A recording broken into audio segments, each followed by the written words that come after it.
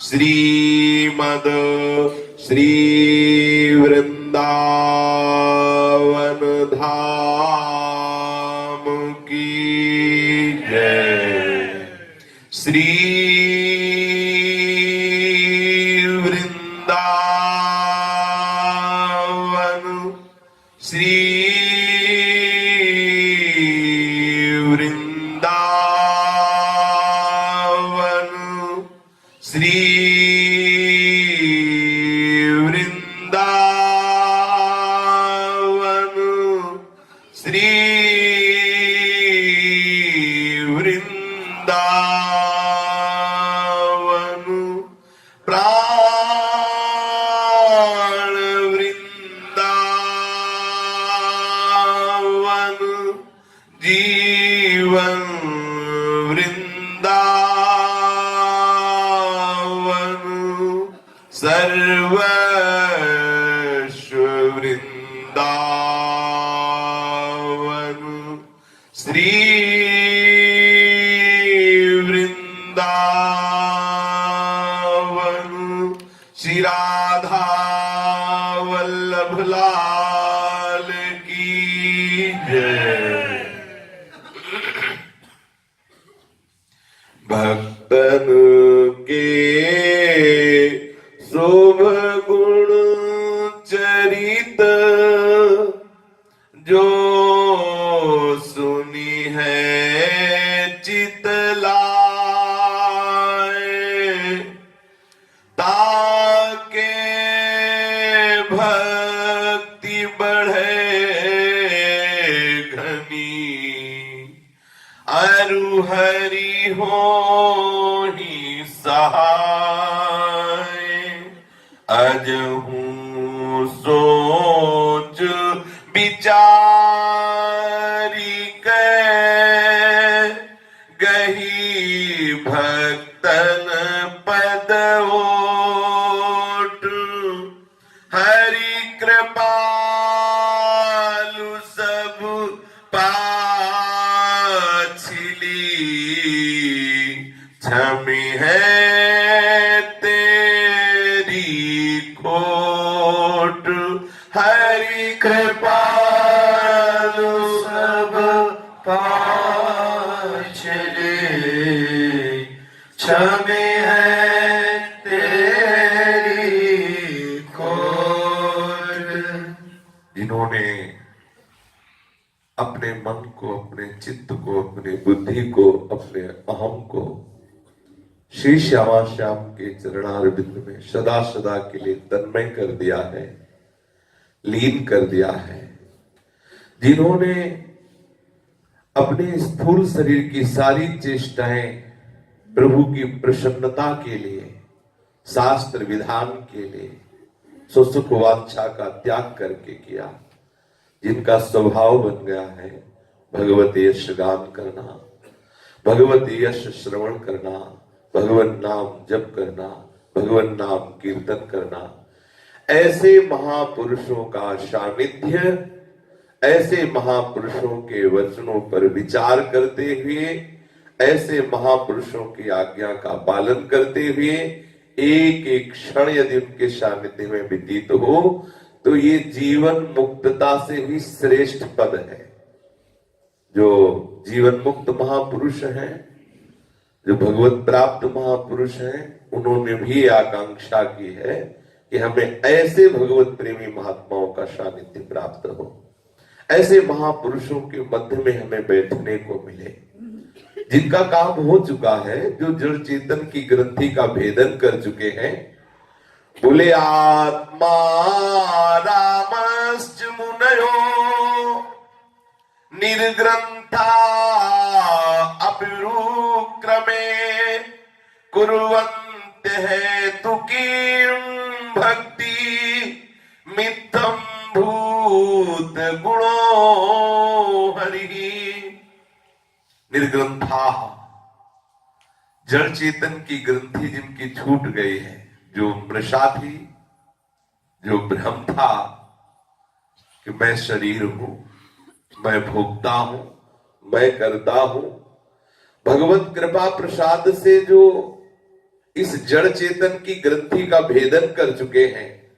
आत्मा रामश्च, जो सदैव आत्मानंद में, ब्रह्मानंद में, भगवदानंद में मगन रहते हैं, जिनका अब कोई कर्तव्य नहीं रह गया, जो आत्मा राम है, जिनकी जड़ चेतन की ग्रंथि खुल गई है, जो सदैव ब्रह्मानंद में मगन रहते हैं, ऐसे ज्ञानी जन, ऐसे जिनकी अविद्या की गांठ खुल गई है, जिन्होंने अपने दिव्य ज्ञान प्रकाश से इस भ्रमात्मक भेद को मिटा दिया कि मैं शरीर हूं, मैं करता हूं, मैं भोगता हूं, जो जीवन मुक्त महापुरुष हो गए हैं, वो भी भगवान के भक्तों के संग में बैठ करके भगवान के मधुर गुणों का श्रवण करते रहते हैं, मधुर गुणों का गायन करते रहते हैं, अहेतु की भक्ति करते रहते हैं।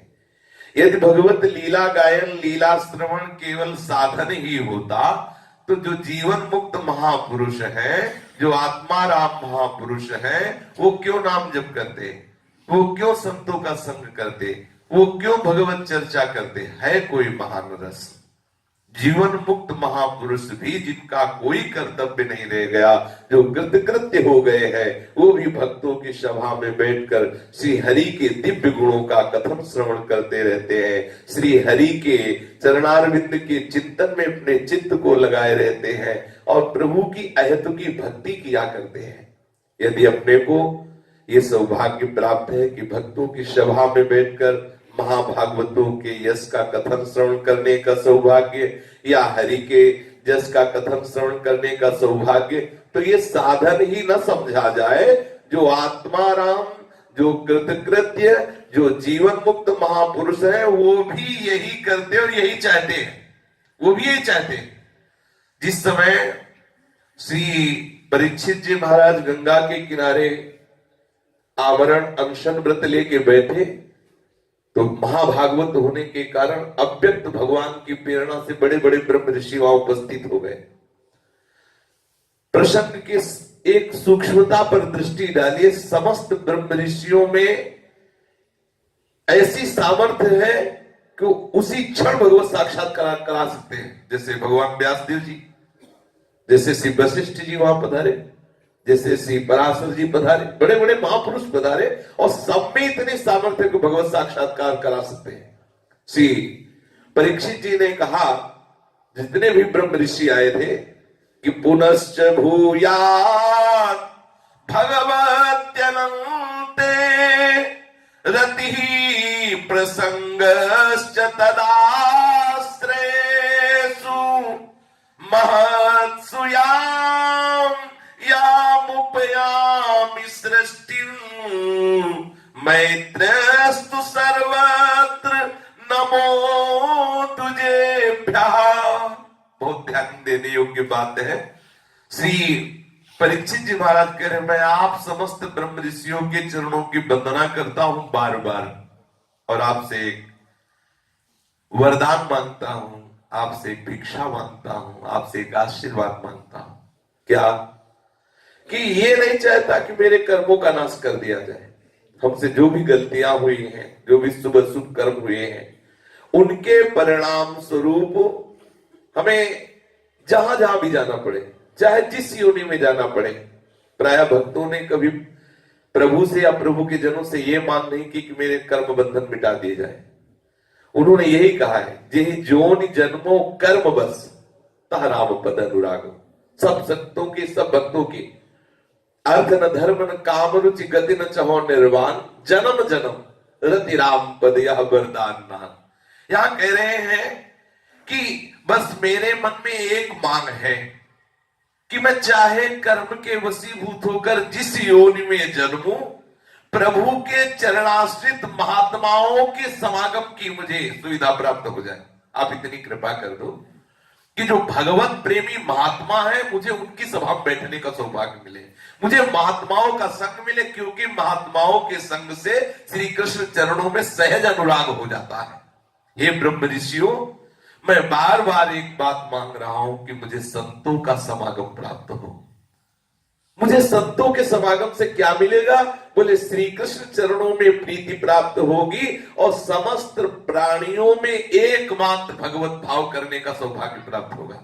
श्री कृष्ण चरणों का अनुराग और समस्त जीवों से भगवत भाव से मैत्री, ये प्रसाद मिलता है साधु समागम में। संत समागम का प्रसाद क्या है? समदर्शिता, सब जगह भगवत बुद्धि करना और प्रभु के चरणारविंद की रति। रति अत्यंत आसक्ति, जहां कुछ अच्छा ना लगे।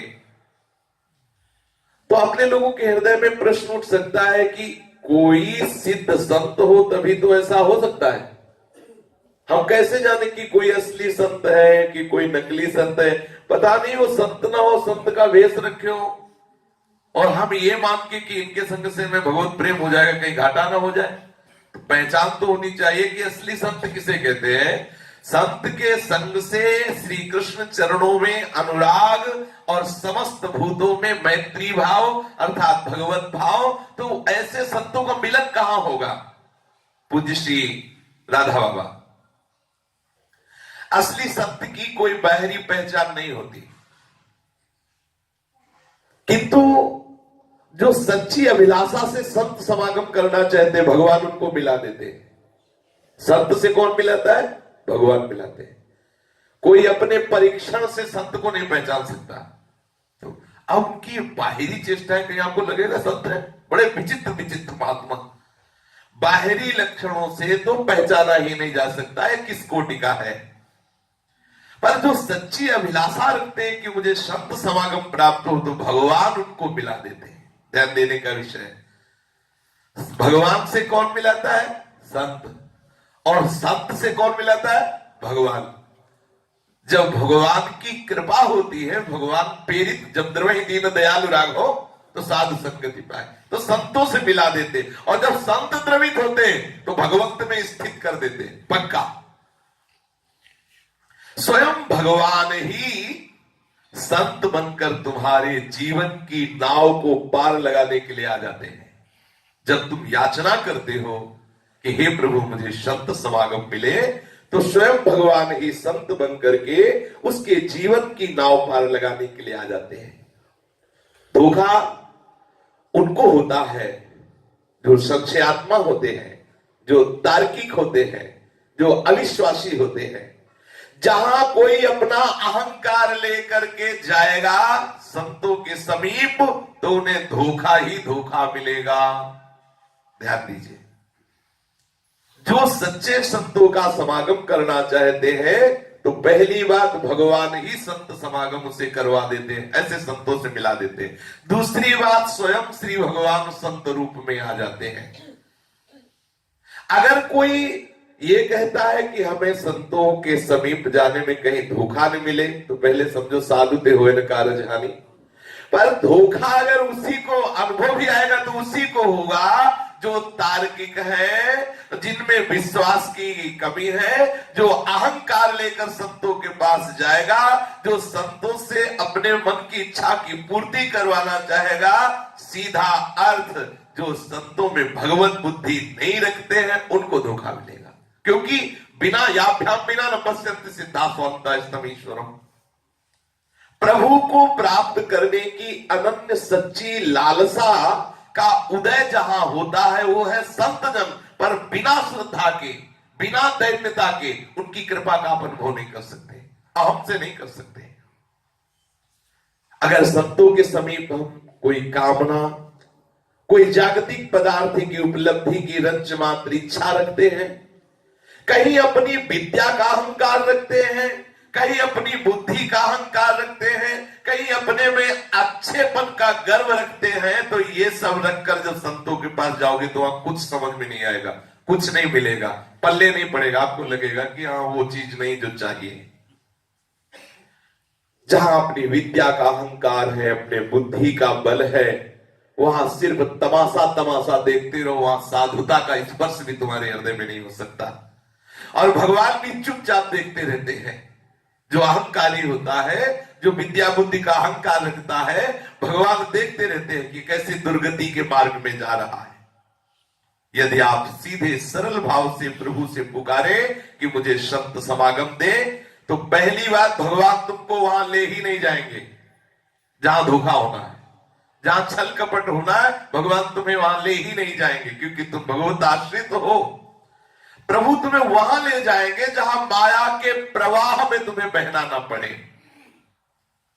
भगवत कृपा जनित ये संत समागम प्राप्त होता है, किसी प्रारब्ध से नहीं।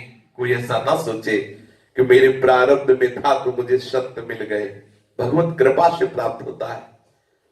कर्म जनित प्रारब्ध को स्थगित करके आपका परम मंगल करने के लिए संतों का समागम भगवान प्रदान करते हैं। समझिए, आपके प्रारब्ध से संत समागम नहीं हुआ, प्रारब्ध को रोक करके अतिशय कृपा करके संत समागम प्रदान किया।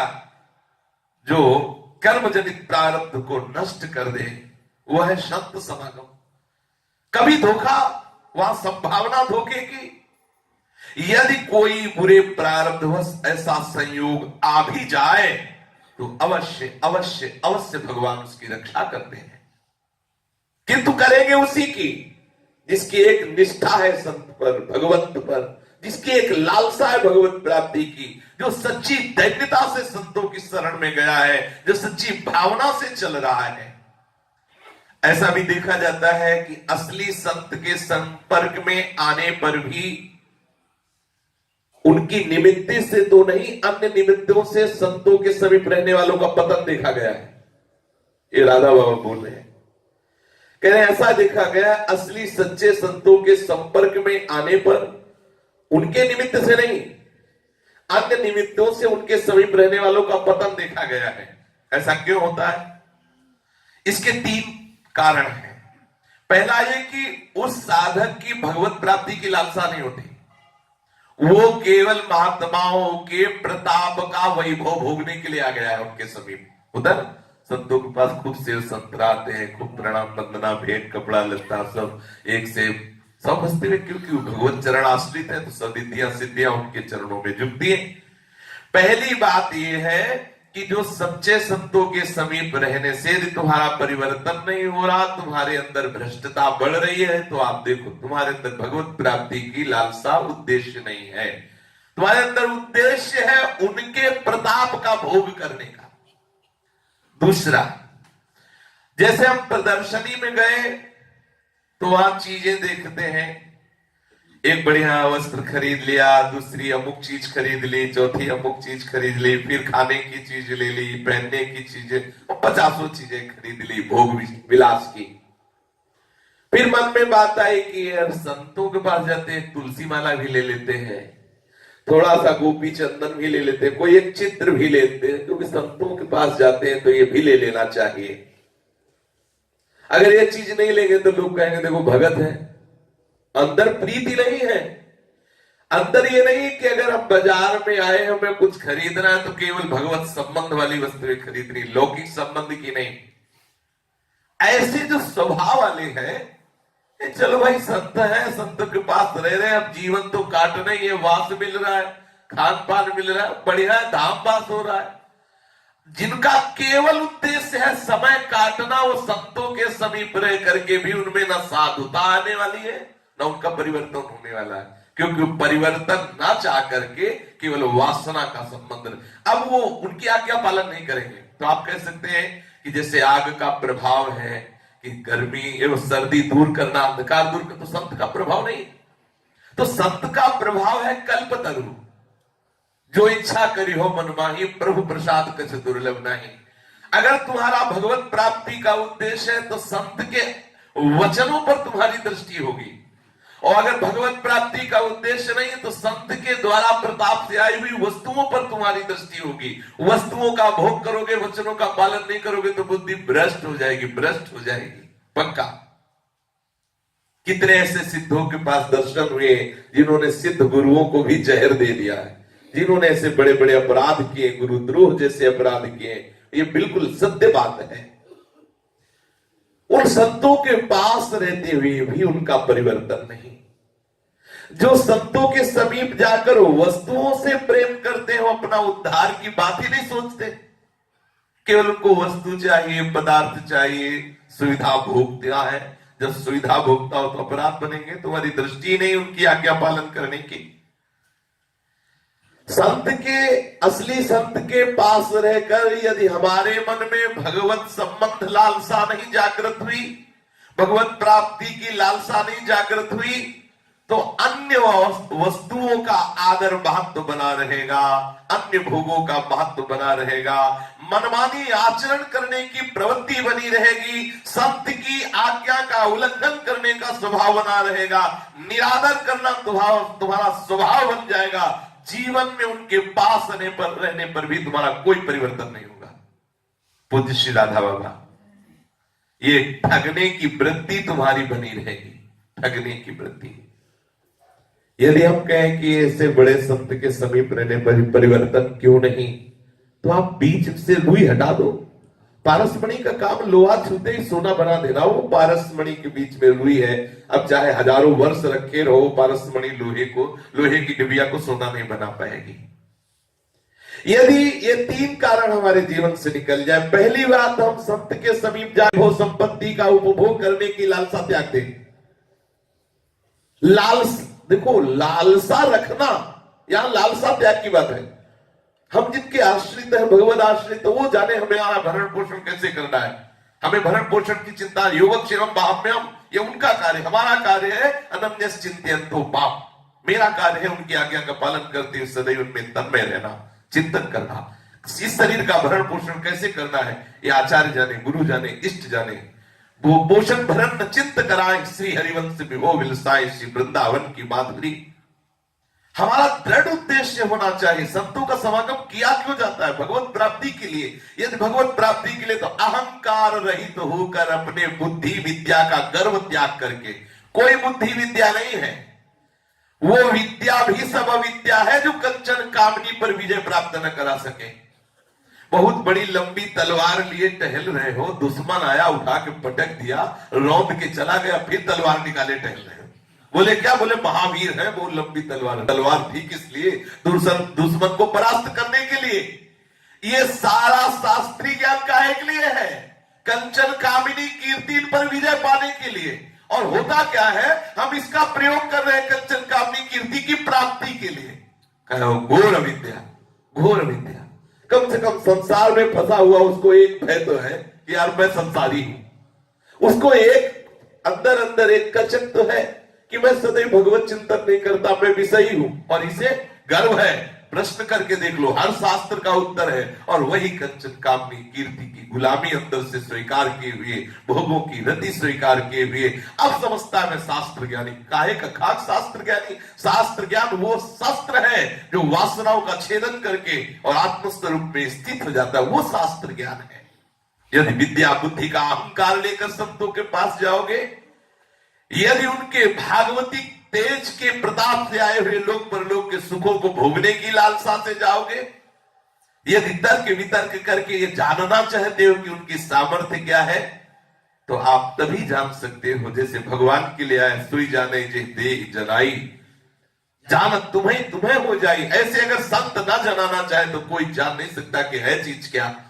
भगवत कृपा करके यदि संत जना दे कि हमारा स्वरूप क्या है, तो भले समझ में आ जाए।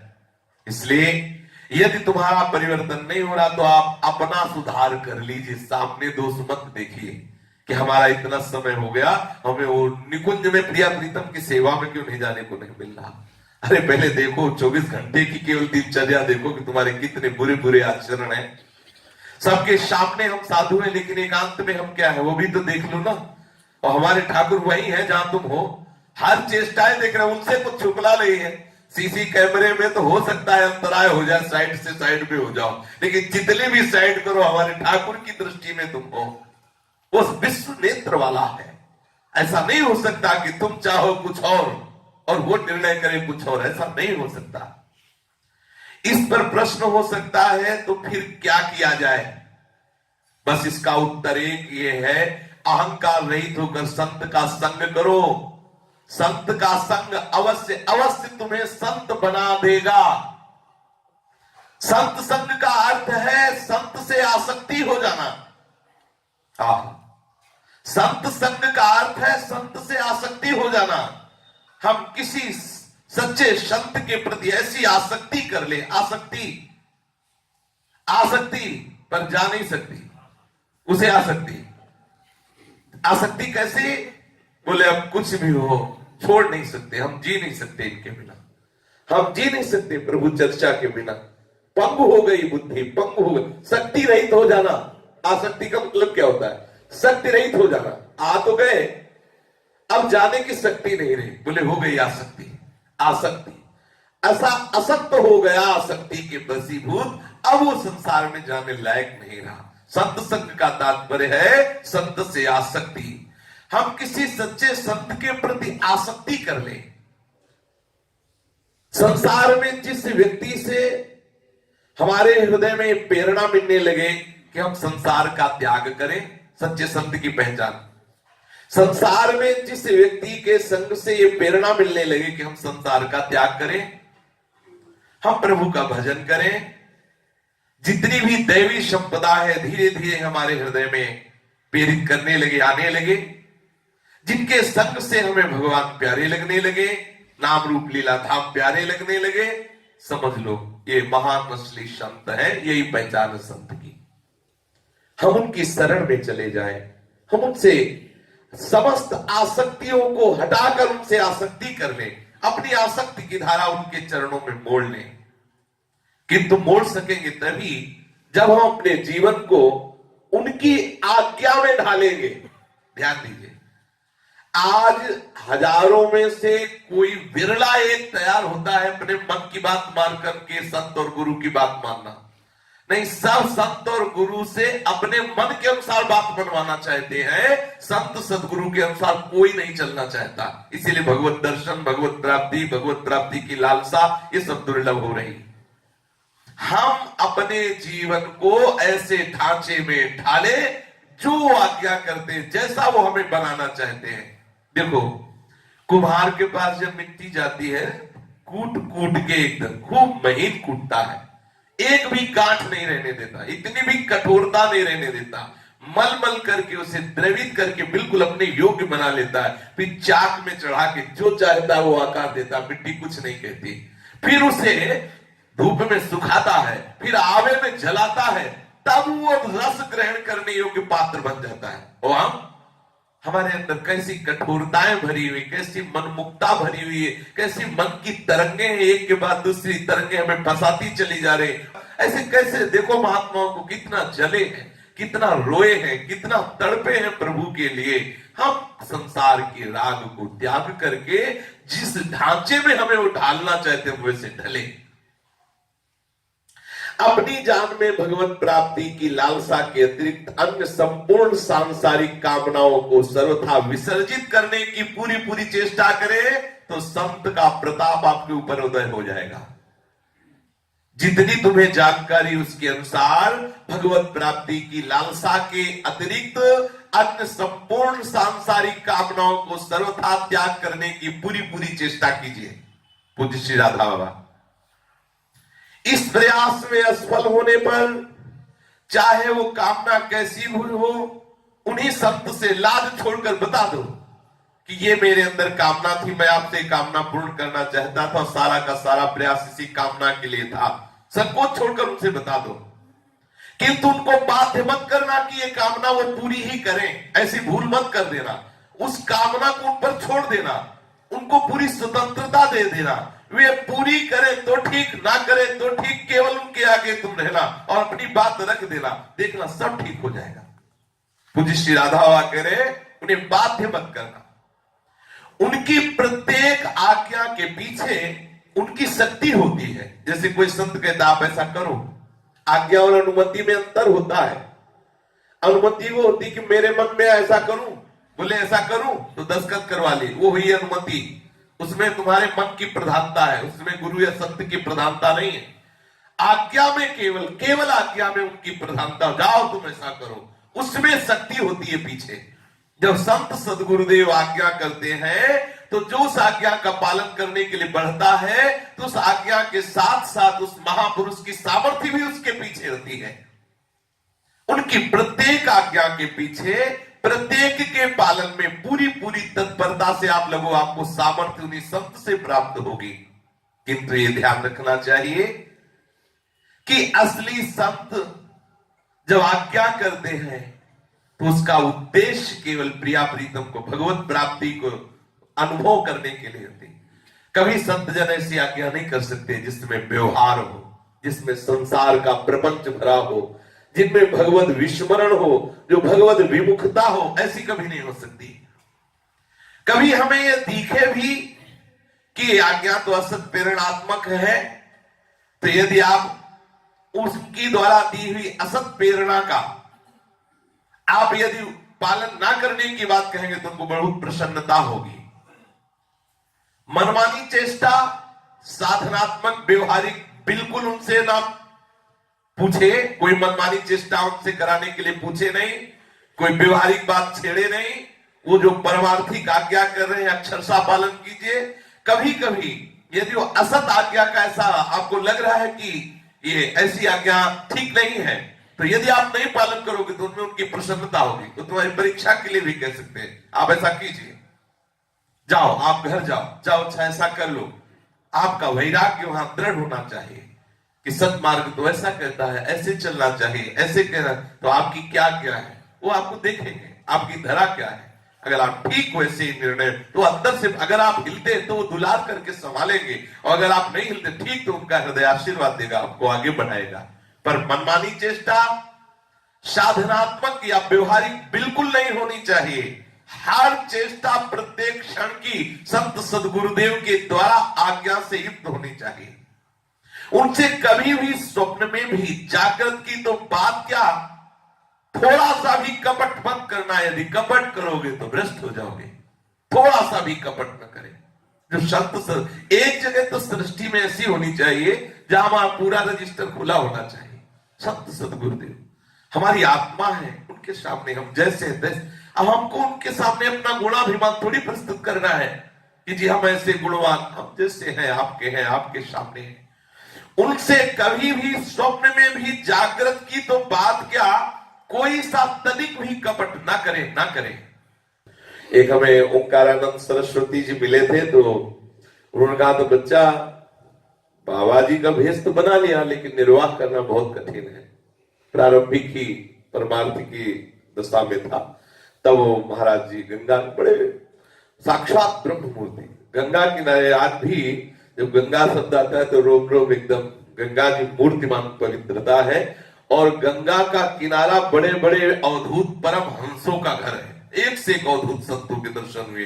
पूरा वाराणसी से लेके हरिद्वार तक गंगा का किनारा, बस यही भ्रमण का क्षेत्र रहा है, पैदल भ्रमण करना वाराणसी से लेकर हरिद्वार तक, बस दोनों तरफ इतना ही था।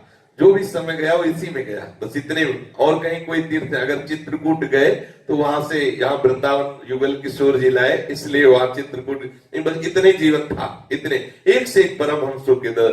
बोले जैसे भिक्षा मांगने जाए तो इतना धैर्य होना चाहिए। जैसे कुत्ते को टुकड़ा ऐसे फेंके, जब पानी आए तो एक डंडा मारो उसको, ऐसे मारो, वो कूं कूं करके चला जाएगा।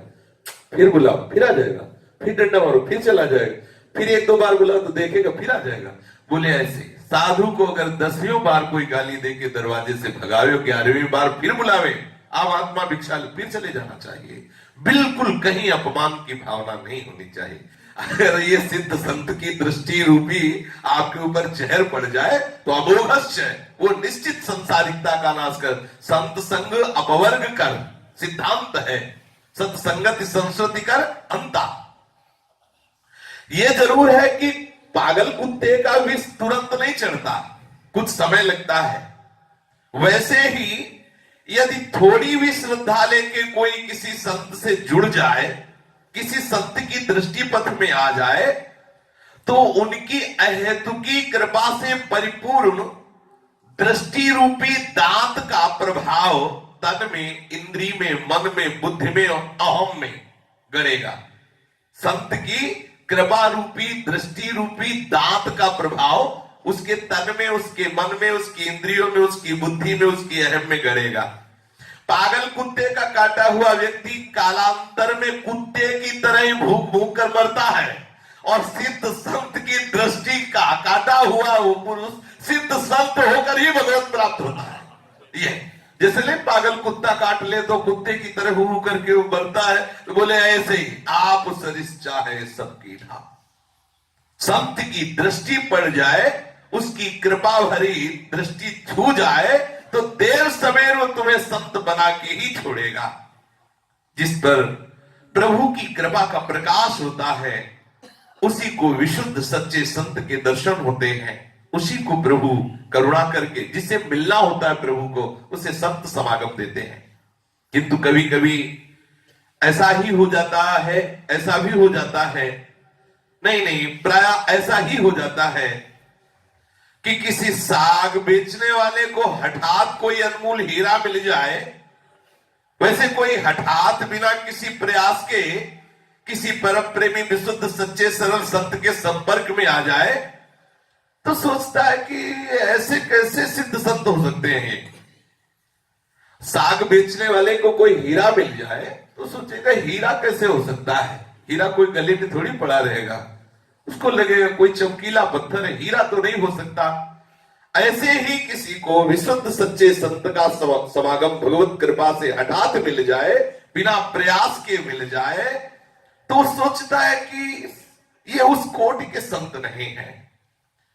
जो अनमोल कभी नहीं देखे हीरे की कीमत नहीं जानता।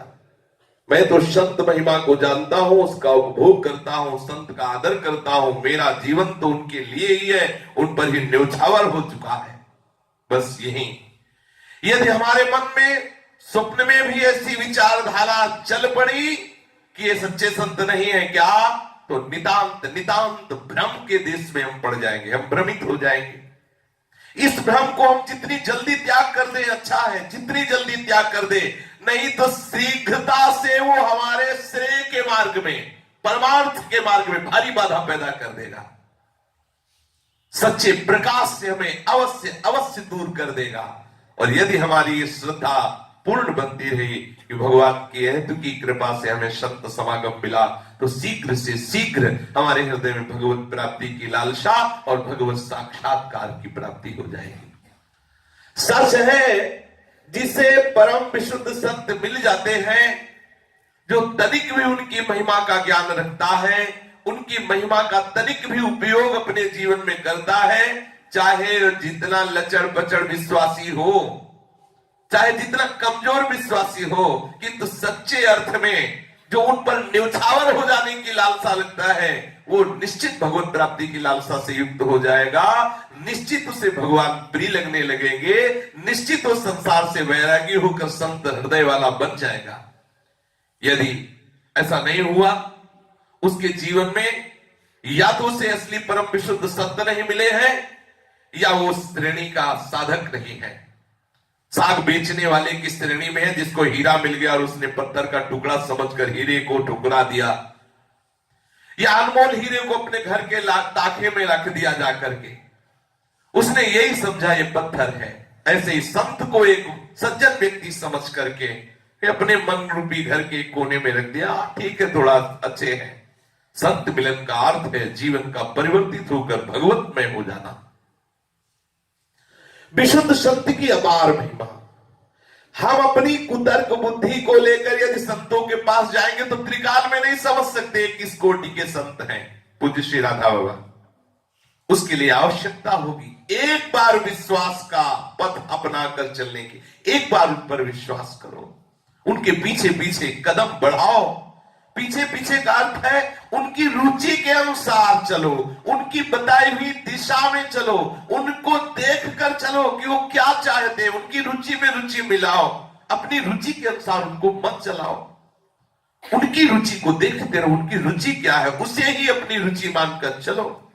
या तो हमारी दशा है उस राहगीर से भी गई बीती, जो किसी से भी राह पूछ लेता है और विश्वास करके निश्चिंत होकर उसके बताए हुए मार्ग पर चल देता है।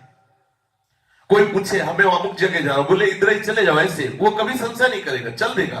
संत सतगुरुदेव बता रहे चलो 100 बार क्यों में करेगा, उसको विश्वास नहीं होता। उसके मन में ये संशय नहीं जागता कि राह बताने वाला मुझे धोखा दे रहा है क्या। वो राह की ठीक ठीक रास्ता जानता भी है कि नहीं हमें नहीं पता, लेकिन वो बोल देता है इधर से जाओ, हम चले देते। रास्ते के मोड़ आने पर हम देखते हैं फिर कोई न कोई मिल जाता है और हम फिर उससे पूछ लेते हैं दाएं मुड़ना है या बाएं, फिर हमें पता चल जाता है। हम तो पद पद पर मनमानी आचरण कर रहे हैं।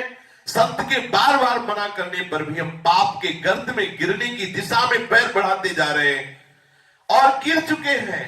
फिर हम सोचते हैं कि अगर सामर्थ्यशाली होंगे तो हम बचा लेंगे। ऐसा नहीं होता। भगवान की उपस्थिति में भी नरक जा रहे हैं, दुर्गति भोग रहे हैं। आज्ञा पालन करने पर ही आपके ऊपर कृपा शक्ति का अनुभव, वो चमत्कार, वो दिव्यता आए। आप अपराध करते जाए, सोचे कि देखते हैं सामर्थ्य होगी तो बचा, हम जा रहे हैं मनमानी भोग भोगेंगे, मनमानी आचरण करेंगे, अगर सिद्ध होंगे तो बचा लेंगे, कदापि नहीं। ऐसा नहीं। भगवान परम सिद्ध है, सबके हृदय में है, लेकिन देखो उनकी आज्ञा का पालन नहीं कर रहे तो सब दुर्गति को प्राप्त हो रहे हैं। नहीं, आप भगवान की आज्ञा का पालन करके देखें। हृदय बिहारी भगवान अगर हृदय में प्रकाशित ना हो जाए तो देखो, गीता जी भगवान की आज्ञा है, संतों के वचन साक्षात भगवान की आज्ञा है। संत के अतिशय प्यार से मना करने पर भी उनकी छोटी सी छोटी सुगम से सुगम आज्ञा का निरादर कर देते हैं और हम मनमानी जिधर मुंह आया उधर उठाया चल दिया तो जानते हो पतन के गड्ढे में गिरते हैं। और आश्चर्य है कि तनिक भी पश्चाताप नहीं होता, अपनी भूल पर पश्चाताप नहीं होता। और तुर्रा और मतलब गर्मी संतों के ऊपर दिखाते हैं। अपना अपराध करते हैं, संत आज्ञा का उल्लंघन करते हैं, गलत मार्ग में जाते हैं और गर्मी ये दिखाते हैं कि हमने उन्हें त्याग दिया। संतों में हम दोष का दर्शन करते हैं। विशुद्ध संत के मिलने का अर्थ है कि हमारे जीवन का एक एक क्षेत्र अर्थात मन बुद्धि चित्त अहम सब उनकी आज्ञा के अधीन होकर साधु स्वभाव में परिवर्तित हो जाए। हम कोई भी कार्य करेंगे, जो आज्ञा होगी उसी के अनुसार चलेंगे। आयस लिए चले निज दासी, कृतो हम बिका हुआ दास, वचनम करिष्ये तव में, जो बाबा आपकी आज्ञा होगी वही मैं करूंगा। कोई कितना भी उनका अपराध करे, उनकी कृपा का प्रवाह अंदर से एक जैसा चलता रहता है। बाहर की बातें अलग है, एक जैसा चलता रहता है। एक क्षण में पीछे पीछे और एक क्षण जीवन में ऐसा आएगा, हो सकता है वो क्षण आए ठीक मृत्यु के बिंदु पर, जिस क्षण हमारे जीवन की धारा मुड़ेगी प्रभु की ओर, सत्य मिलन की ओर, विशुद्ध सत्य मिलन की अमोघता की ओर, उनकी कृपा के प्रवाह की अव्यर्थता व्यक्त होकर रहेगी। अगर किसी को संत समागम हुआ है, कैसा भी अपराध करे, कैसी भी नीचता दिखावे, भगवान कृपालु है। एक हो सकता है वो अंतिम समय हो, बाबा कह रहे हैं, हो सकता है वो प्राण निकलने का समय हो, पर उसे एक दिन पश्चाताप होगा कि हाय हमने जीवन में बहुत बड़ी निधि छोड़ दी, अब हम पे कृपा करो प्रभु, अब हम पे गुरुदेव कृपा करो, अब हम पे ही भगवान कृपा करो। सत्य सत्य निश्चित उसी समय उसके ऊपर कृपा बरसेगी, क्योंकि अमोघश्च संत का शरणागत निश्चित परम कल्याण को प्राप्त होता है। भले ही जगत इसे इस अद्भुत चमत्कार को, परमार्थिक सत्य को न जान पाए, बुद्धिवादी के लिए हास्यपद बना रहे, किंतु सत्य तो सत्य ही रहता है। सत्य किसी की मान्यता की अपेक्षा नहीं रखता है। अतएव हम जिन्हें संत मान चुके हैं, हम उनकी आज्ञा के पीछे अपने प्राण तक विसर्जित करने के लिए तैयार रहें।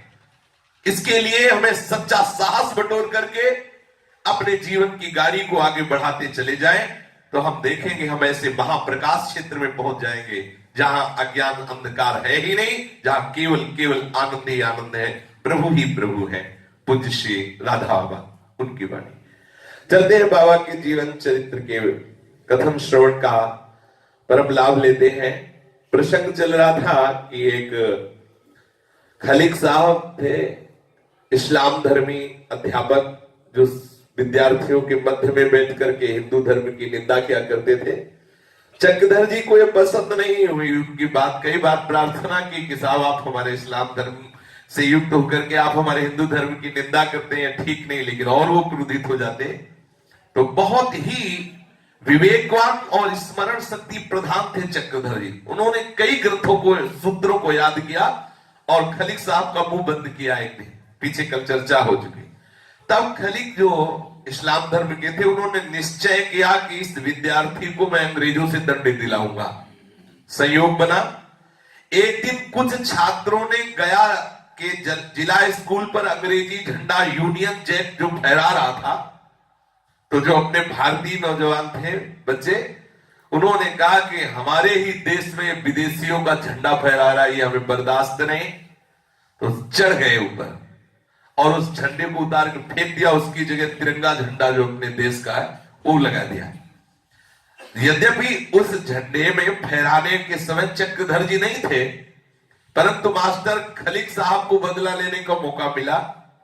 उन्होंने झूठी शिकायत कर दी अंग्रेजों से कि ये झंडा फहराने का प्लान और झंडा फहराना ये चक्रधर मिश्र ने ही किया है। सरकारी जिसको वजीफा मिलता है, अंग्रेज कलेक्टर जो था वो बड़ा रोष प्रकट किया। सरकारी वजीफा पाने वाले विद्यार्थी सरकार के विरुद्ध कार्य कर रहे हैं, उसका नाम चक्रधर है। सरकारी ब्लैक लिस्ट, अंग्रेजी विरोधी व्यक्तियों की तालिका में चक्रधर जी का नाम चढ़ा लिया गया। शिकायत कर चुकने के बाद मास्टर ने कहा चक्रधर जी से, अब बच्चू देख, बड़ा बुद्धिमान बनता था, बड़े ग्रंथों को पढ़ के आया था हमारा मुंह बंद करने के लिए, अब देख मेरे विरोध का मजा तुझे कैसा चखने को मिलेगा। अब मैं देखूंगा कि तू कैसे आगे क्लास में पढ़ सकता है, तेरा वजीफा बंद करवा दूंगा, तुझे स्कूल से निकलवा दूंगा, तुझे अंग्रेजों से दंड दिलाऊंगा। चक्रधर जी ने कहा मास्टर मेरी पढ़ाई छुड़वा सकते हो, छुड़वा दो, मुझे पिटवा सकते हो, पिटवा दो, लेकिन मैं अपने धर्म और देश पर मर मिटने के लिए पुकार पुकार के बोलूंगा, तुमसे दबने वाला नहीं। ऐसा चक्रधर स्वदेशी आंदोलन में अति सक्रिय रूप से फिर भाग लेने लगे। चक्रधर ने देश की आजादी के लिए बहुत कष्ट सहे। उनकी देशभक्ति पूर्ण गतिविधियों को देखकर अंग्रेजी सरकार उन्हें गिरफ्तार करना चाहती थी, परंतु पुलिस के हाथ लग नहीं पाते थे। चक्रधर कांग्रेस के एक सक्रिय कार्यकर्ता थे। पुलिस उसे पकड़ने के लिए बेचैन रहने लगी। एक तो झंडा गिराने को उसमें जब देखा कि मास्टर ही विरोधी में हो गया और हमारा नाम लिख गया, तो फिर उन्होंने जो भारतीय स्वतंत्रता करने के लिए नौजवान तैयार थे उनमें सम्मिलित हो गए चक्रधर जी। गया शहर की बात है, चक्रधर गया में फकरपुर के राज परिवार के श्री लल्लन जी के साथ रह रहे थे। पुलिस को इसकी सूचना मिल गई। सूचना मिलते ही अचानक पुलिस पहुंच गई और उसने लल्लन जी के घर पर घेरा डाल दिया। चक्रधर जी घेरे में फंस चुके। जब उनको पता चला कि आसपास पुलिस है, बड़ी कठिनाई का क्षण, पर उन्होंने धैर्य नहीं छोड़ा। सच्ची सेवा भावना को प्रभु की ओर से सहायता मिलती है। कोई भी देशभक्ति की हो या किसी की भी सेवा की, अगर सच्ची भावना है तो भगवान वैसा विवेक, वैसा बल दे देते हैं। किसी अचिंत्य विधान के अनुसार भाग निकलने के लिए वो सोच रहे थे कैसे निकलूं, आसपास तो अंग्रेजी पुलिस लगी है। तो लल्लन जी की सुपुत्री स्कूल पढ़ने जाया करती थी। उसे स्कूल जाने के लिए एक बंद दरवाजे वाली एक फिटिंग गाड़ी आया करती थी। चक्रधर जी ने उसका लाभ लिया। तुरंत एक लड़की का वेश बनाया, बगल में झूला टांगा और उस गाड़ी में बैठ गए और किताबों का थैला लेकर के। अब सबको पता था कि उनकी लड़की स्कूल जाती है, चक्रधर स्कूल जा रहे हैं उसमें गाड़ी में बैठ करके। पुलिस के घेरे से बाहर हो गए और अपने गांव फकरपुर चले गए। जब पुलिस को भी पता चला कि इनके घर में चक्रधर जी नहीं है तो निराश होकर लौट पड़े। चक्रधर जी अपने गांव फकरपुर में थे, तब पुलिस के अफसरों ने उनको पकड़ने के लिए वारंट जारी कर दिया और वो वारंट अरवल थाने पर भेज दिया। अरवल थाने के दरोगा जी गिरफ्तार करने के लिए फकरपुर आए। फकरपुर गांव में आकर दरोगा जी चक्रधर जी की खोज करने लगे। वैसे गांव में ऐसा था कि अगर एक पुलिस आ जाए ना, पूरे गांव वाले बड़े सीधे साधे होते, पुलिस आई भाग के, मतलब कोई पूरे गांव में नहीं दिखाई देगा ऐसा। अब तो पढ़े लिखे लोग बात कर, पुलिस शब्द से ही पूरे गांव के लोग भयभीत हो जाते थे। उस समय गांव के कई लड़के खेल कूद कर रहे थे, जे भी देखा लाल पगड़ी पुलिस, हंसना खेलना सब भाग गए, तितर बितर हो गए। अन्य लड़के तो भाग गए, परंतु चक्रधर जी अपने घर के बाहर निर्भीक बैठे ही रहे। हारमोनियम बजा रहे थे और देशभक्ति के गीत गा रहे थे। देखा लाल पगड़ी वाली पुलिस आई, दुर्गा जी उनके पास आए और पूछा चक्रधर मिश्र का घर यही है? चक्रधर जी ने बताया जी हाँ, यही चक्रधर जी का घर है। बिल्कुल भय नहीं, बिल्कुल हिचक नहीं। दरोगा ने पूछा इस समय यहां होगा चक्रधर? वो जानते नहीं थे कि यही चक्रधर है। सहज सभा में चक्रधर जी ने कहा, जी अभी तो यही थे, हो सकता है वो यही हो, आप आदेश करो, मैं उनको अभी लेके आता हूं। झूठ भी नहीं हुआ, हो सकता है यही हो, आप आदेश, वो समझ रहा मतलब घर के अंदर हो, आप आदेश करो, मैं अभी बुला के लाता हूं। दरोगा जी ने कहा, हाँ मैं यहां खड़ा हूं, जाओ बुला के लाओ। बोलो दरोगा साहब आए, चक्रधर को ऐसा बोलो। हारमोनियम वही छोड़ा, घर के भीतर गए और धीरे से अपने कपड़े बदले, माथे पर गमछा बांधा और निपट गंवार देहाती बनकर घर के पीछे खिड़की से छलांग लगाई और कूद के निकल गए। गया का रास्ता पकड़ लिया। थोड़ी देर तक दरोगा जी घर के बाहर खड़े रहे, प्रतीक्षा करते रहे, परंतु जो लौटना ना हुआ तो अंदर गए, तलाशी ली तो वहां थे ही नहीं। समझ गए कि हमें चकमा दे के निकल गया, वही चक्रधर था। ऐसा चक्रधर मिश्र पुलिस की आंख में धूल झोंक कर गया पहुंच गए। वहां पहुंचने के दूसरे या तीसरे दिन आजाद पार्क में सार्वजनिक सभा थी। सभा में चक्रधर जी का देशभक्ति पर भाषण होने वाला था। भाषण सुनने के लिए दूर दूर से नौयुवक वहां आए हुए थे। पुलिस चाहती थी कि यहां जो भी भाषण देगा उसे बंदी बनाया जाएगा और दंड दिया जाए। जब यह पता चला कि जिसके लिए सरकारी वारंट निकला हुआ है वही चक्रधर यहां भाषण देगा, और बाबा बड़े बड़े सावधान, पता था कि ऐसा कुछ होगा, तो जो भाषण देने के लिए टेबल रखी जाती है ना, कपड़ा जैसे ऐसे डाला जाता है, लंबा कपड़ा, जब टेबल रखी गई थी उसी के नीचे बैठ गए थे। एक भी आदमी नहीं आया था श्रोता।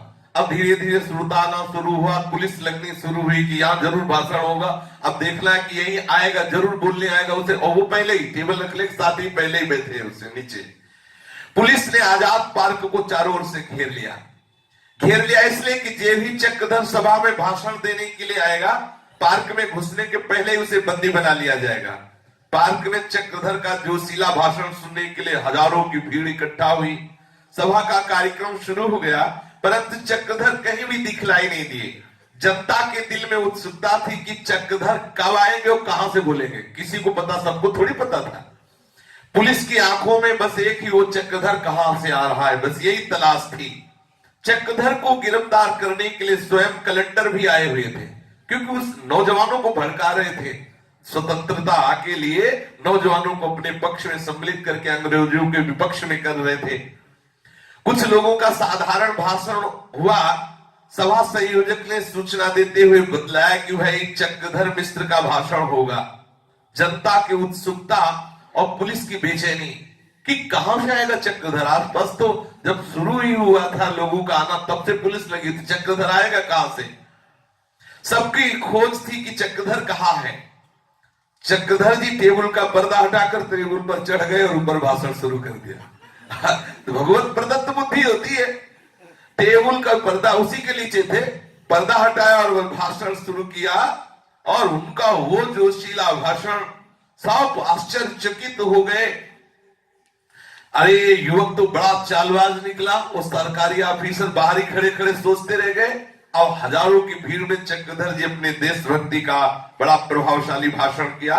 भाषण पूर्ण होते होते ही कलेक्टर साहब ने अपने सरकारी आदमियों के साथ चक्रधर मिश्र को बंदी बना लिया। फिर उन्हें जेल जाना ही पड़ा। चक्रधर जी जानते थे कि आज तो मुझे गिरफ्तार ही होना है। सार्वजनिक सभा में चक्रधर ने भाषण अंग्रेजी सरकार के विरुद्ध दिया। इसे राजद्रोह के अपराध में चक्रधर को 6 मास की सजा सुनाई गई। ये प्रसंग सन 1928 और 1929 ईस्वी के बीच का है। चक्रधर जी जब जेल में थे तो घर के लोग उनसे मिलने जेल में गए। घर वालों को बड़ा दुख हो रहा था कि जेल में उसे बहुत कष्ट भोगना पड़ेगा। जेली पोशाक में खड़े हुए चक्रधर से बड़े भाई ने कहा कि तुम क्षमा मांग लो अंग्रेजी सरकार से, तो तुम्हें क्षमा मिल जाएगी। इसके लिए चक्रधर ने कहा, जो भारत विरोधी जन है इनके आगे मैं गर्दन झुकाऊं, क्षमा मांगू, कभी ऐसा नहीं हो सकता। 6 मास की सजा भोगने के लिए चक्रधर तैयार हो गए, लेकिन क्षमा मांगने के लिए नहीं। जेल में चक्रधर को बहुत ही यातना भोगनी पड़ी। अंग्रेजी जो सरकारी आदमी थे बहुत दंड देते थे भारतीय नौजवानों को। जो गया जेल का सुप्रिंटेंडेंट प्रौढ़ावस्था वाले विशाल का एक आयरिश अंग्रेज था। वो थोड़ा लंगड़ा के चलता था, उसे लंगड़ा साहब कहते थे। बड़ा ही दुर्दांत कसाई था वो, बहुत मारता था। जो भी भारतीय स्वतंत्रता सेनानी संग्राम करने वाले नौजवान थे उनको बहुत मारता था, मतलब बहुत तरह से कष्ट देता था। वो शौचालय से विष्ठा मंगाकर इसे पूरे मुंह में पुतवा देता, मार मार करके पूरे शरीर को सुझवा देता। जब वो जेल का निरीक्षण करने के लिए आता तो कैदियों से सबको पहले उसके आदमी बोलते कि जो ही साहब आए तो सब बोलो सर झुकाकर सलाम साहब, सब ऐसे जितने भी भारतीय सैनिक जो पकड़े गए थे स्वतंत्रता के लिए, कैदी साहब भयवश सलाम करते हो, बड़ा तगड़ा था। अगर कोई सलाम नहीं करता तो बहुत मारता, गिरा के छाती में बूटों से रोकता, खून की उल्टी हो करता। पर वो मतलब बहुत कसाई था, खूंखार बन जाता। चक्रधर जी ऐसा कैसे हो सकता है कि सलाम कह के सर झुका दे, ऐसा नहीं। चक्रधर कांग्रेस कमेटी के थे, चक्रधर पर बड़ी कड़ी नजर रखी जाती थी। जब कैदियों को देखने के लिए लंगड़ा साहब आया तो उसने चक्रधर से भी, जो उनके सैनिक थे, बोले कि साहब आ रहे हैं। और पद्धति ये थी कि ऐसे दोनों हाथ करके और ऐसे सर झुका के बोलो सलाम साहब, ऐसा बोलना होगा। दोनों हाथ ऐसे रखो और बोलो कि सलाम, ऐसा। चक्रधर जी सुने और चुपचाप जैसे कि तैसे ऐसे खड़े रहे। वो नजदीक आया दोबारा, वही अंग्रेज, और ऐसे आंख मिला के बोला, तुम्हें सलाम बोलना नहीं आता? चक्रधर बिल्कुल सीधे खड़े रहे, सर झुकाया ना ऐसा कुछ किया। तिवारा कहने पर भी ना कोई उत्तर दिया, ना तनिक भी झुके, बिल्कुल सीधे ऐसे खड़े रहे। वो क्रोध से भड़क उठा, उसने बड़ी जोर से घूसा सीधे यहां मारा नाक पे, ऐसा लगा आंख फूट जाएगी। नाक में घुसा लग, अब बहुत जोर से घुसा, खून खून एकदम, और मूर्छा गई, चक्रधर जी को गिर गए। चक्रधर जी को जेल के अस्पताल में भर्ती करा दिया गया। 15-20 दिन तक लगातार अस्पताल में भर्ती रहना पड़ा। ऐसा हो तगड़ा तंदुरुस्त है, सब मांस खाने वाले लोग, ऐसे जोर से घुसा मारा कि सब टूट गया यहाँ। और 15-20 दिन तक उनकी खून आता रहा, उसको दवा दी गई। अस्पताल में चक्रधर जी रहे। बार बार चक्रधर जी को देख रहा था कि अब तो बहुत दुर्गति भोगनी पड़ेगी, क्योंकि अंग्रेज लोग ऐसे कसाई हैं। तभी तो अंग्रेजों से घृणा थी। ये जो भारतीय लोग थे ना, अब तो मतलब अपने लोग जानते ही नहीं कि कितना कष्ट दिया इन लोगों। तो उस समय जिन्होंने कष्ट सहाय, तो इस घृणा, राधा बाबा को भी घृणा थी, संत बनने के बाद भी घृणा थी। जब अंग्रेज को देखते तो घृणा आ जाती। फिर इस घृणा को दूर करने के लिए बाबा ने फिर भगवत भावना की, नहीं तो बहुत सताया। ऐसा चक्रधर जी को दिख रहा था कि अब अस्पताल से निकलते फिर मुझे दुर्गति भोगनी पड़ेगी, मुझे बहुत मार पड़ेगी। इस विपत्ति के क्षण में चक्रधर जी को अपने गांव के कुम्हार की याद आई। वो जो कुम्हार था वो भक्त था, वो मिट्टी के बर्तन बनाता था। रात्रि में 2 बजे उठ करके बड़ी जोर से पुकारता, तेरे मालिक है दीनानाथ, सोच मन काहे को करे, तेरे मालिक है दीनानाथ, सोच मन काहे को करे। एक लाइन वो जोर जोर से गाता था। गरीब था, मिट्टी के बर्तन बनाता, कभी 2-4 पैसे के बर्तन बिक जाते, उसे खान पान हर व्यवस्था के लिए सोचना पड़ता। तो ये एक लाइन जोर जोर से 2 बजे रात्रि से गाना शुरू करता, तेरे मालिक है दीनानाथ, सोच मन काहे को करे।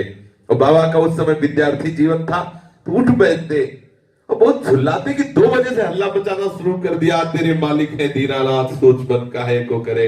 अरे भजन करना है तो अंदर अंदर कर, हम विद्यार्थी है, रात में जगा देता है, चिढ़ करके बेकार की ये बातें बोलता रहता है। ऐसा चक्रधर जी बोलते हैं।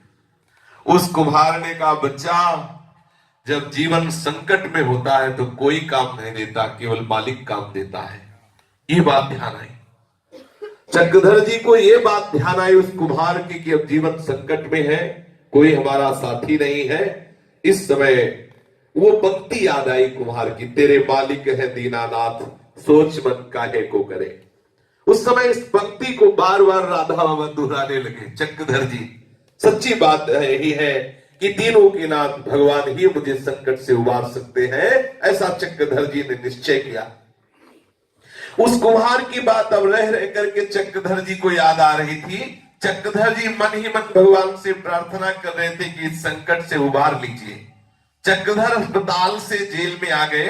अब वो लगड़ा साहब जेल का निरीक्षण करने के लिए कई बार आया, और उसका व्यवहार अन्य कैदियों के साथ वैसे ही पूरा क्रूर रहा। पर पता नहीं क्या हुआ कि वो चक्रधर जी के सामने आके वहां खड़ा ही नहीं होता, आगे चला जाता। ये भगवान की प्रार्थना का चमत्कार कि वो सबके सामने खड़ा होकर वैसे ही क्रूर व्यवहार करता, लेकिन जब चक्रधर जी के सामने आता तो उसके पैर ही नहीं रुकते, आगे बढ़ जाते। दोबारा चक्रधर जी से बात भी नहीं की। चक्रधर जी को बड़ा आश्चर्य होता कि ये तो केवल मेरे भगवान का चमत्कार है, केवल मेरे भगवान का चमत्कार है। जेल के अंदर कोल्हू से तेल पिरवाना, चक्की से आटा पिसाना, खेत में पानी सींचना, बड़े बड़े कठिन सेवाएं भारतीय नौजवानों से अंग्रेज लोग लेते। 6 मास की सजा भोगने के बाद चक्रधर जी जेल से बाहर आए, पर जब उसके मन का झुकाव क्रांतिकारी गतिविधियों की ओर से कम नहीं हुआ। उनके मन में आया भले प्राण निकल जाए लेकिन हमारा देश स्वतंत्र होना चाहिए। जेल से बाहर आने के बाद घर वालों ने कहा कि तुम क्या कर रहे हो, नया नया ब्याह हुआ था और राजनीतिक कार्यों में भाग लेकर के तो पूरे घर की सब समस्याएं बढ़ाते चले जा रहे हो, तुम इधर ध्यान क्यों दे रहे हो राजनीतिक कार्यों में। राजनीतिक कार्यकर्ता के रूप में चक्रधर जी ने इधर उधर भागना, दंड सहना, भूखे प्यासे रहना ये स्वीकार किया, सुखपूर्वक घर में रहना नहीं। कई बार रात के 10-11 बजे घर आते और अपनी पैनाल वाली बहन को और मातृस्थानीय जो भाभी जी थी उनको जगा कर कहते कुछ रोटी कुछ भी बना दो, मुझे पवा दो। भागते अंग्रेजों के भय से और कहते कुछ पवा दो। वो बहन को जगाती और दोनों मिलकर के कुछ बनाते और इनको पवा देते। बिहार के राजनीतिक आंदोलनों में भाग लेते समय चक्रधर जी को एक बात का अनुभव हुआ। चक्रधर जी को कई बार ऐसे देखने को मिला कि कुछ एक व्यक्तियों को छोड़कर प्राय सब लोग अपनी विज्ञापन करवाना चाहते हैं, सभाओं में अपना बड़ा बाला पहन कर हाँ भाई हम भारत स्वतंत्र था, लेकिन जान देने की बात जो असलियत है वो कम दिखाई दे रही। तो उनका मन निराश हुआ, इस बात से निराश हुआ कि हर भारतीय को चाहिए कि देश स्वतंत्रता के लिए प्राण दे देना चाहिए। और यहां आप देखते हैं कि अपना विज्ञापन देने के लिए कि हाँ भाई हम भी स्वतंत्रता के लिए तैयार, ज्यादातर अपना यश चाहने के लिए, बलिदान देने के लिए कोई नहीं। चक्रधर के मन में लगा कि इस पार्टी से, क्रांतिकारी गतिविधियों से हमें इधर से हट करके अब ऐसा लगना चाहिए विनाश करना चाहिए। जहां जहां अंग्रेजों के मतलब जो स्थान है, जो जैसे अपने यहाँ पुलिस चौकी ऐसे उनकी भी थी, उनको हमें विनाश करना चाहिए। अब ये केवल भाषण से काम नहीं चलेगा, ये केवल उपदेश से काम नहीं चलेगा, भाई हमारा देश स्वतंत्र होना चाहिए। चक्रधर के मन में क्रांतिकारियों की जीवन गाथा एवं आत्मोत्सर्ग कि कौन किसने कैसे कैसे देश स्वतंत्रता के लिए प्राण त्यागे बातें सुनकर मन में आया कि भले मेरे प्राण निकल जाए, अब मैं इन अंग्रेजों को अपने देश में नहीं रहने दूंगा। दृढ़ निश्चय हुआ। भारत में अंग्रेजी राज्य को उखाड़ फेंकने के लिए दृढ़ संकल्प क्रांतिकारियों का महात्मा गांधी जी के सत्य, अहिंसा, शांतिमय प्रयास में विश्वास न रखने वाला एक दल था। सभाओं में प्रस्ताव पारित करने से तथा अंग्रेजी शासकों के सामने हाथ पसारने से एक काम बनने वाला नहीं। आवश्यकता इस बात की है कि लाठी का जवाब फरसे से दिया जाए। ऐसे भारतीय जवाब की ये नहीं चलेगा। चक्रधर जी ने अब संपर्क किया उससे विप्लववादियों से, जिन लोगों का दृढ़ निश्चय था, उन लोगों का परिकर में था कि हाथ में गीता लो और कसम खाओ कि हमारे रहस्य को कोई नहीं जानेगा, प्लान को, कि हम लोगों का प्लान क्या है और हम लोगों को मरना और मारना है इन अंग्रेजों को, कोई दूसरी बात नहीं, कोई समझौता नहीं, इनको मार के खदेड़ना, भारत से नहीं। ऐसे नौजवान तैयार हुए थे। विप्लववादी कार्यों में सफलता पाने के लिए संबंध को सुगुप्त रखना आवश्यक था। यह सुगुप्तता ही तो विप्लववादी गतिविधियों की रक्षा कवच थी। सतर्कता इतनी अधिक रखी जाती थी कि विप्लववादी योजनाओं की पूर्ण जानकारी तो केवल सर्वोच्च स्तर के कतिपय कार्यकर्ताओं को रहा करती थी। शेष सदस्यों को तो केवल उतना ही ज्ञात रहता था जितना कार्य उनके द्वारा होना होता था। चक्रधर और उनके मित्र मदन मोहन सिंह एक क्रांतिकारियों के संपर्क में थे। वे उनसे बम बनाने की शिक्षा लेते। बम बनाओ और जहां जहां फोड़ो उनको नष्ट करो। कलकत्ते का एक बंगाली उन लोगों को हथियार बना बना के देता।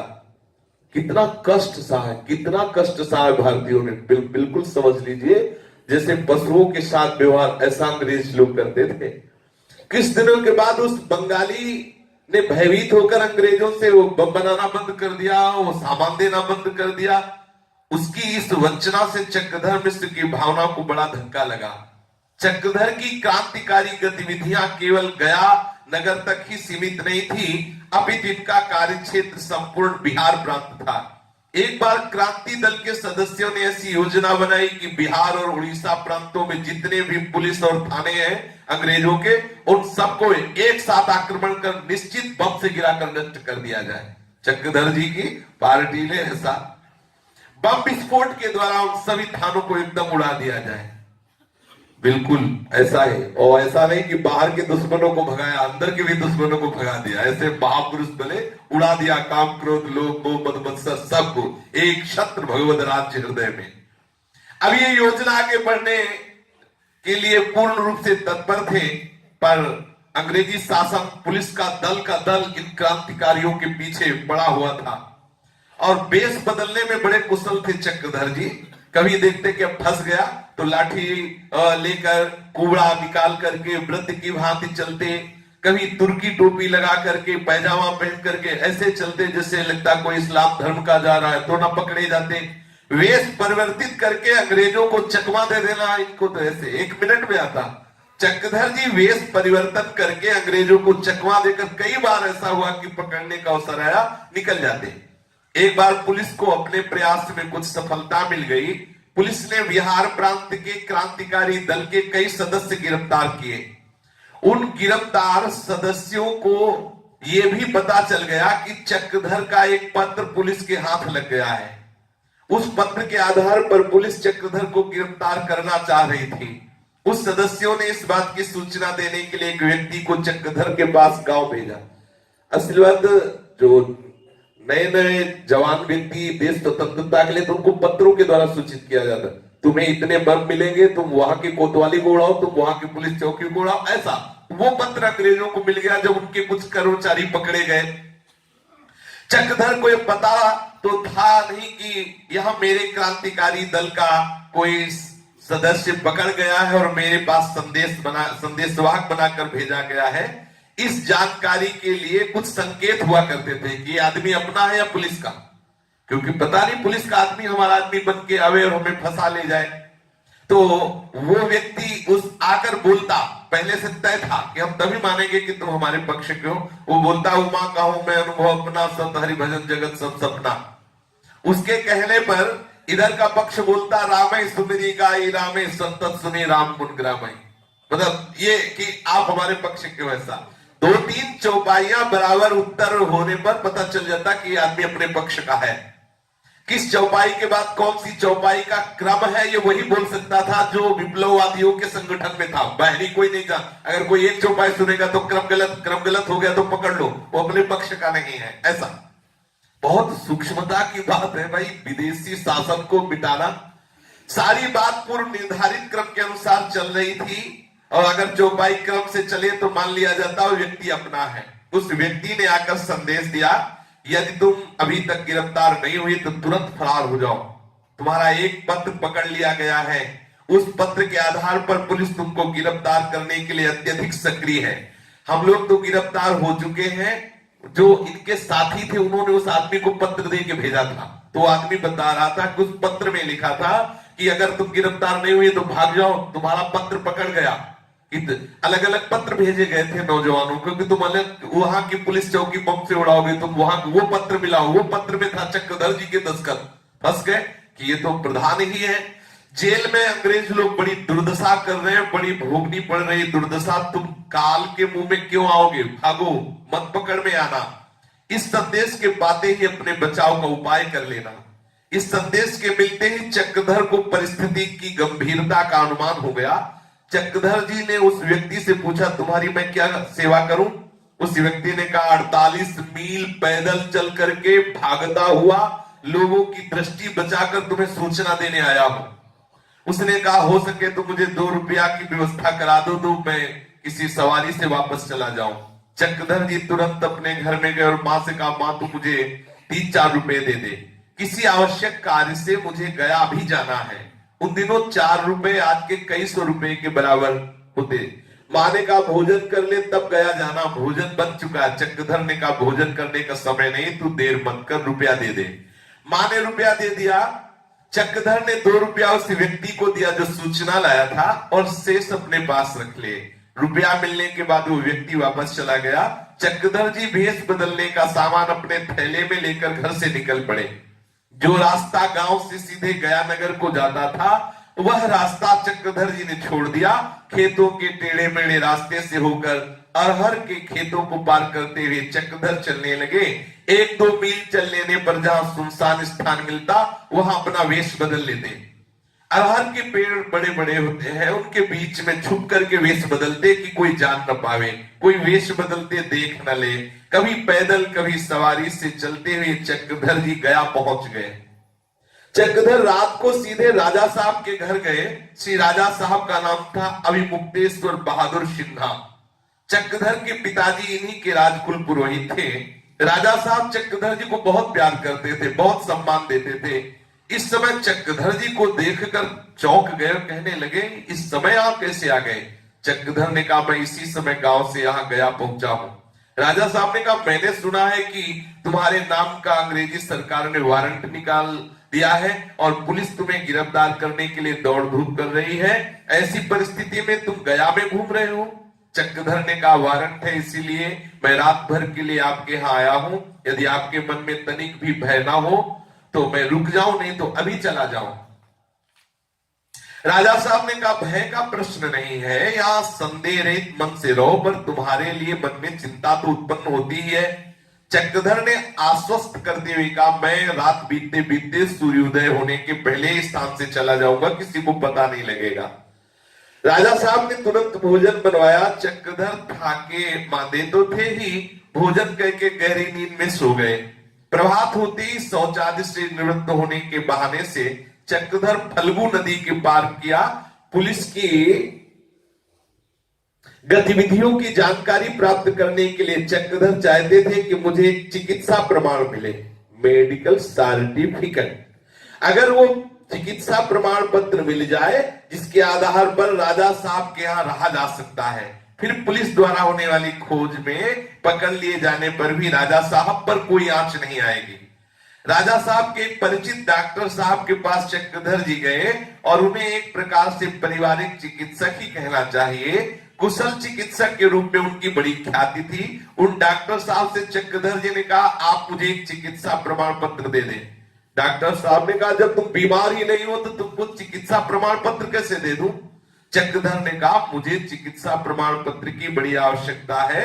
आप अपने रजिस्टर में मेरा नाम चढ़ाकर तथा दवा देकर मुझे प्रमाण पत्र दे दीजिए। सारी परिस्थितियां समझाई कि देखो इस समय देश संकट में है, इस सत्य बात में मत फंसो कि हम बीमार नहीं, आप हमें प्रमाण पत्र दो बीमारी का। चक्रधर को चिकित्सा प्रमाण पत्र दे दिया गया। तो डॉक्टर ने उस प्रमाण पत्र में लिखा, I have suspicion that he had stone in his kidney। अर्थात मुझे संदेह है कि इनकी किडनी में गांठें हैं, ऐसा लिखा।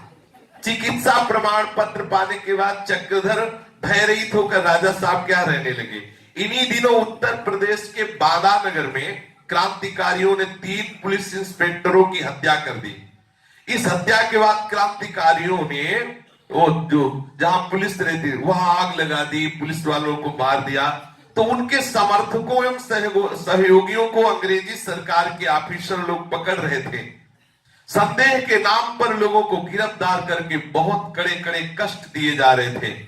और उसी समय चक्रधर जी के हाथ का लिखा हुआ पत्र मिल गया। अब वो पत्र में चक्रधर जी ने अपने हाथ से लिखा था, मैं बंदा परसों आऊंगा। तो अंग्रेजों ने बंदा का अर्थ सीधे बांदा से जोड़ दिया जहां घटना हुई थी। तो उनको लगा सारा का सारा इसी के ही आदेश से ये कार्य हो रहा है। पुलिस चक्रधर जी के पीछे पड़ गई। कॉन्स्पिरेसी अगेंस्ट द क्राउन, अंग्रेजी शासन के विरुद्ध षड्यंत्र के अपराध में चक्रधर जी को पुलिस घेरना प्रारंभ कर दिया।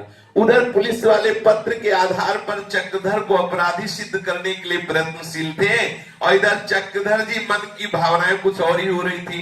जब चक्रधर जी को पता चला कि मेरा एक पत्र पकड़ा गया है, उस पत्र में एक शब्द था बंदा, और बंदा का अर्थ बाधा से लगा लिया गया। जहां घटनाएं घटी थी वहां के लोगों ने पुलिस चौकियों में आग लगा दी थी, पुलिस वालों को मार दिया था जो अंग्रेजी पुलिस वाले थे। तो न्यायालय से दंड दिलवाने की योजना बनाकर अंग्रेजी सरकार ने गिरफ्तार करना चाहा चक्रधर। चक्रधर ने भगवान को अपनी पूरी ईमानदारी से प्रार्थना की कि आप सर्वज्ञ हैं, आप जानते हैं, वैसे प्लान ऐसा ही था लेकिन वो मेरे द्वारा नहीं किया गया है, आपसे कोई छिपा नहीं। यदि बाधा में मारे गए पुलिस इंस्पेक्टरों की हत्या में अथवा हत्या योजना में किसी भी स्तर पर किसी भी प्रकार से मेरा तनिक हाथ हो तो मुझे अवश्य जेल यातना मिले, पर यदि मेरा तनिक भी हाथ ना हो तो पुलिस के कोटि कोटि प्रयत्नों के बाद में मैं साफ साफ बच जाऊं, हे प्रभु मेरी सहायता करना। पुलिस का डीआईजी डिप्टी इंस्पेक्टर जनरल एक अंग्रेज था। उस प्रधान अंग्रेज अधिकारी का एक और सहयोगी उप अधिकारी था। इसके अतिरिक्त गुप्तचर विभाग के प्रधान का नाम था प्रदीप बाबू। ये तीनों वरिष्ठ अधिकारी कार्यालय में बैठकर चक्रधर के उस पत्र पर विचार विमर्श कर रहे थे। बंदा शब्द के आधार पर चक्रधर को षड्यंत्रकारी घोषित करने की बात चल रही थी। सहयोगी उपाधिकारी ने चक्रधर वाला पत्र पढ़ा। पत्र के अंत में चक्रधर का नाम चक्रधर मिश्र पढ़कर उनका माथा ठनका। वे उपाधिकारी राजा साहब के यहाँ बहुत आया जाया करते थे। उनका राजा साहब से बड़ा स्नेह था। उन्होंने राजा साहब के यहाँ चक्रधर को बहुत बार देखा था। अब उस पत्र के अंत में चक्रधर नाम पढ़कर वे उपाधिकारी सोचने लगे कि यदि चक्रधर मिश्र पकड़ा जाता है तो इसका अर्थ है जेल की क्रूरता का शिकार बनकर मृत्यु के गाल में जाना। बाहर से कुछ भी अभिव्यक्त न होने देते हुए वे उपाधिकारी चक्रधर के बचाव का उपाय सोचने लगे, पर कोई उपाय सूझ नहीं रहा था। ये बात स्पष्ट थी कि इस पत्र का लिखने वाला चक्रधर मिश्र है और पुलिस ने बंदा और बाधा की तुक ऐसी मिला दी थी, उससे षड्यंत्र का संदेह होना 100% सही बन रहा था। उन उपाधिकारी महोदय ने उस पत्र को एक बार, दो बार, तीन बार ध्यानपूर्वक आंखें गड़ाते हुए पढ़ा। साथ ही साथ वे बचाव का उपाय भी सोचते रहे। पत्र पढ़ चुकने के बाद उन उपाधिकारी महोदय ने अपने प्रधान से कहा, बंदा शब्द के आधार पर चक्रधर मिश्र के षड्यंत्रकारी होने का संदेह करना सही है, पर क्या इस पत्र का लिखने वाला वस्तुतः चक्रधर मिश्र ही है? प्रधान अंग्रेज अधिकारी ने पूछा, आपका क्या मतलब है?